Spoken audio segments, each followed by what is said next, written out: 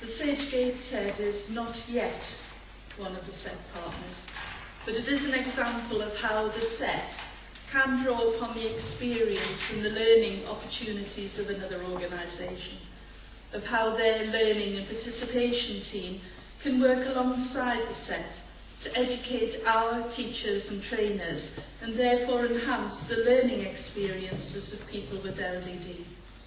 In the next part of our learning journey, we'd like to share with you examples of the current provision of some of the Cett partners and what they can bring to the Cett and what the hope the Cett can do for them.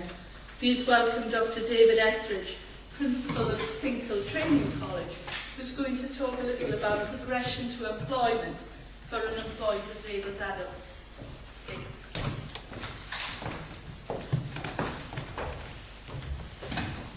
Now I know what I'm going to do, perhaps it'll make life easier.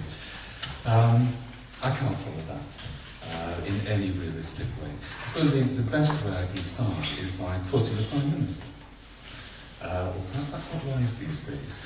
In his speech to the 2007 Labour Party conference, the Right Honourable Gordon Brown posed an important question for anyone committed to inclusion.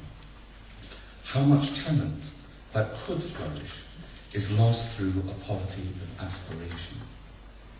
And the answer for anyone who's worked with disabled adults is that the loss is incalculable. Britain is a poorer place, socially, economically and culturally, as a result. If Mr. Adu, the Cett, and the many agencies and individuals who have supported him had suffered from the poverty of aspiration, what a talent and an enrichment of all our lives would have been lost. Inclusion can be and is defined in many different ways. But for me, and for what we aspire to do at Finkel Training College, inclusion means ensuring that individuals have the opportunity and the support needed to achieve their potential as equal citizens of this country. At Finkel, we combat the results of this poverty of aspiration on a daily basis. We work with adults who have experienced multiple and complex barriers to employment, ranging from multiple disability and mental health needs to no or low levels of qualifications, literacy or numeracy, history of offending behaviour, drug and alcohol abuse, homelessness, debt, family and relationship breakups, and dependence on a benefit culture that strips you of your confidence and your self-worth. However, what we also see on a daily basis is that even the most complex barriers to employment can be overcome. An ex-construction site worker, unemployed for 15 years, with back problems, clinical depression, debt and housing problems, can become an IT technician. A 25-year-old with Asperger's syndrome, who's never worked, can become a warehouse operative. A disabled and disadvantaged ex-offender can achieve employment as an accounting technician. And over the last 5 months, 11 out of 18 ex-offenders at the college have achieved employment in a wide variety of jobs, and equally as important, none have re-offended.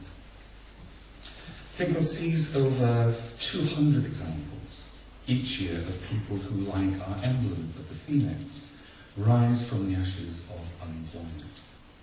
Aspirations have to be realistic, but they can be achieved if you believe in the abilities of people. As a national specialist provider of vocational rehabilitation, our job is to help those individuals regain belief in themselves and to achieve social and economic inclusion through employment. Our approach is unusual in that we provide holistic, individualised programmes that attempt to address all of the personal barriers faced by our trainees. If you like, a one-stop shop of employment support and preparation for adults who cannot access provision elsewhere. Our philosophy is based on the conviction that you cannot address one barrier to employment in isolation. To achieve a level 2 qualification without good literacy skills is pointless.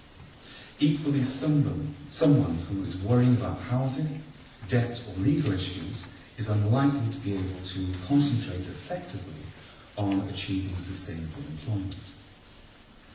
Inclusion and employment for disabled people are moral, ethical and pragmatic issues. For again, as Gordon Brown said in his conference speech, we cannot afford to waste the talents of anyone. What I hope the Cett will achieve is to make us better at what we do, by working with other organisations and driving up the quality of our provision.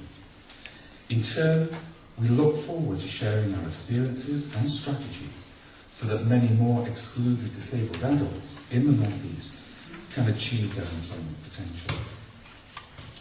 Putting people and their potential first is precisely what the Cett will enable us to do, so that in future, people like Mr. Adu don't have to act as role models, and the achievements of disabled people won't need to be remarked upon because they've become part of everyone's